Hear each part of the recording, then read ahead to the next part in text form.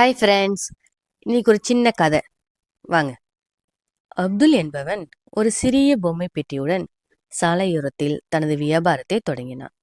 ஒவ்வொரு நாளும் அவன் சில பொம்மைகளை வைத்து விற்றான். சிறிய கார்கள், விசில், சுழலும் பொம்மைகள். ஆரம்பத்தில் வியாபாரம் மிகவும் மெதுவாக இருந்தது. சில நாட்களில் ஒன்றுமே விற்கவில்லை. ஆனால் அவன் விடாமல் தொடர்ந்து முயன்றான். ஒரு நாள் அவன் ஒரு முக்கியமான விஷயத்தை கவனித்தான். ஒரு எல்இடி லைட் உடைய சிறிய டாய் கன் குழந்தைகளுக்கு மிகவும் பிடித்திருந்தது.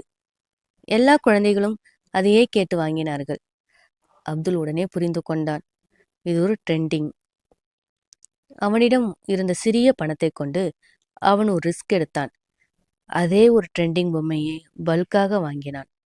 அதன் பிறகு குழந்தைகள் கூட்டமாக அவன் கடைக்கு வந்தார்கள். சில நாட்களில் அவன் ஸ்டாக் முழுவதும் முடிந்துவிட்டது.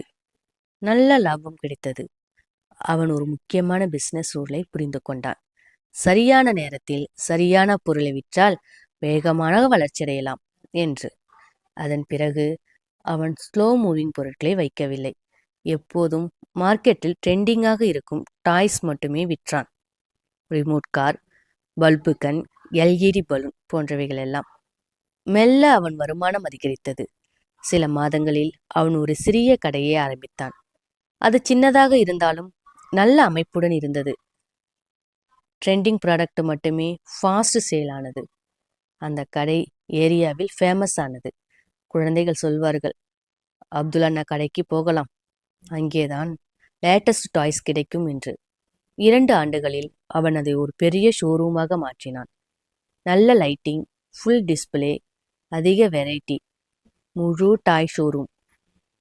சாலையோர வியாபாரம் இப்போது ஒரு பெரிய பிசினஸாக மாறிவிட்டது. அவரிடம் சக்சஸ் சீக்ரெட் கேட்டபோது அப்துல் சொன்னான், நான் பெரியதாக தொடங்கல, சரியானதாக தொடங்கினேன்.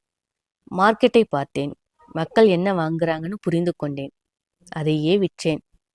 ட்ரெண்டிங் ப்ராடக்ட் தான் ஃபாஸ்ட் மணியை கொடுக்கும், அதுவே பிஸ்னஸை வளர்க்கும். ஃப்ரெண்ட்ஸ், சிறியதாக தொடங்கு, ஆனால் புத்திசாலித்தனமாக செய். ட்ரெண்டிங்கை கண்டுபிடி, லாபத்தை மீண்டும் பிஸ்னஸில் முதலீடு செய். படிப்படியாக வளர்த்துக்கொள். எல்லாத்தையும் விற்காதே, விற்கும் பொருளை மட்டுமே விற்கவும். இது போன்ற கதைகளை கேட்கவும் பார்க்கவும் குருலட்சுமி சேனலை சப்ஸ்கிரைப் பண்ணுங்க. சப்ஸ்கிரைப் பண்ண அனைவருக்கும் மனமார்ந்த நன்றி. தேங்க்யூ. பாய்.